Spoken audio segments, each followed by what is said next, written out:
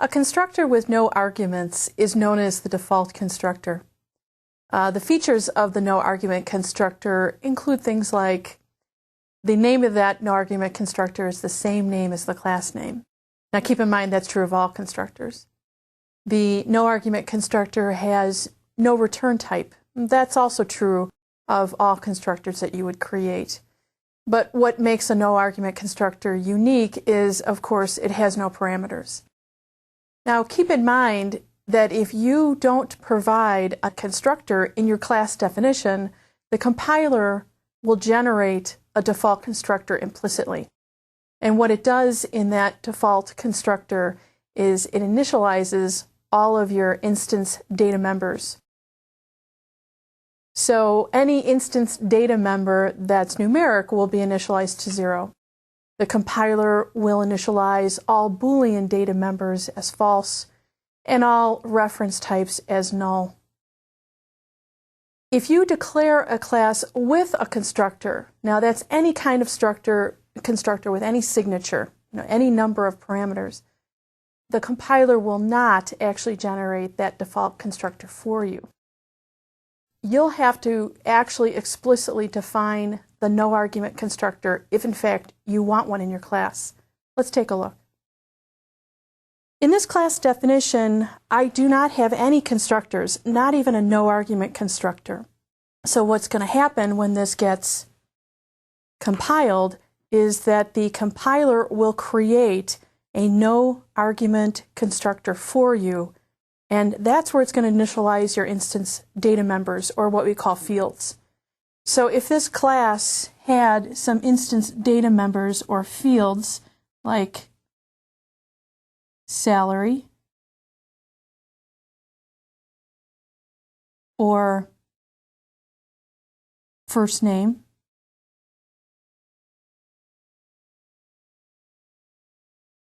even though there's no constructor here, I haven't explicitly declared a constructor, the compiler will generate a no argument constructor and initialize these two variables for me. Now let's say that I had created a constructor here. Remember, the constructor takes on the same name as the class.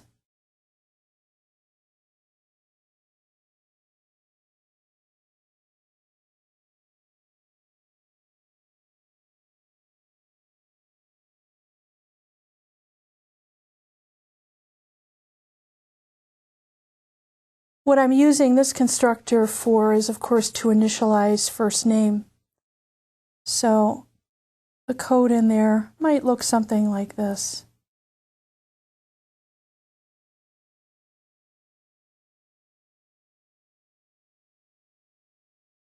Now what I'm doing here is I'm assigning the fname field to equal this incoming parameter fname. This means current object, and you wouldn't have to have that. The code would run without it, but it just makes your code a little more specific. Now, if we run this class and actually compile it, what will happen is that we will only have one constructor. Notice that the moment you define a constructor, or any constructor at all with any number of arguments, you've lost the compiler-generated constructor. That is, this class no longer has a no-argument constructor.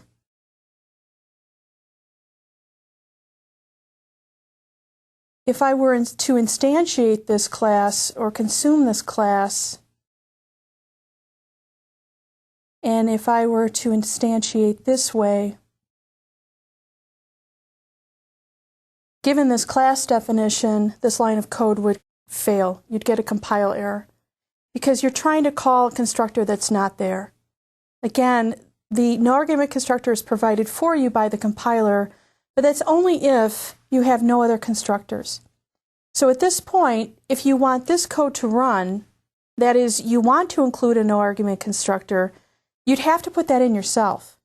So we'd have to add a no-argument constructor here.